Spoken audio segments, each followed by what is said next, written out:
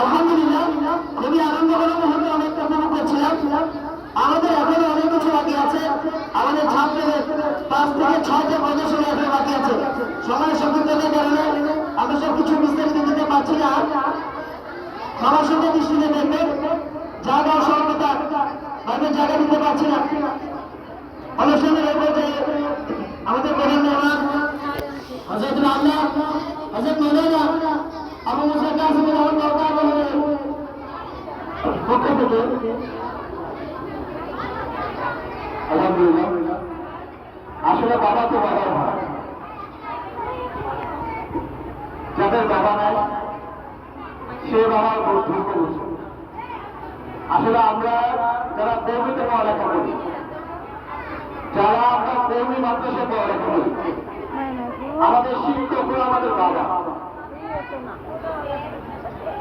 আমরা যখন মাদ্রাসা যখন আসবো, সর্বপ্রথম মাদ্রাসা নেই, অ্যাডভান্সের টাকা দিতে হবে। টাকাতে মাদ্রাসা বানাইতে গেলে প্রথমে অনেক টাকা প্রয়োজন। আমার এক পুস্তকের মধ্যে আমাকে দেখে নিয়ে 1 লক্ষ টাকা দিয়েছে।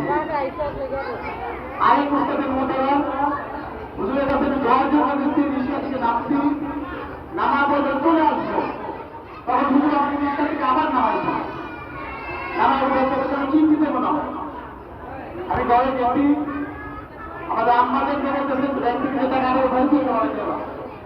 হুজুর আমি টাকাটা দেখে দেখি ওই জায়গার মধ্যে 500 টাকার একটা বান্ডিল 50,000 টাকা। আসলে বাবা বাবা হয়, এই জায়গায় যারা বসে আছে ওরা সবাই আমার বাবা, আমাদের অভিভাবক, তাদের পরামর্শ আমরা মাদ্রাসা চালাই। এখানে আমার শ্বশুর বসে আছে, আল্লামা আব্দুর রশিদ রাশিদ সাহেব বসে আছে, আমার মুরব্বী বসে আছে, শেখ আবু মুসা কাসিম সাহেব বসে আছেন, আমার আরেক মুরব্বী বসে আছেন, শেখ আনোয়ার হোসেন গাজী সাহেব বসে আছেন।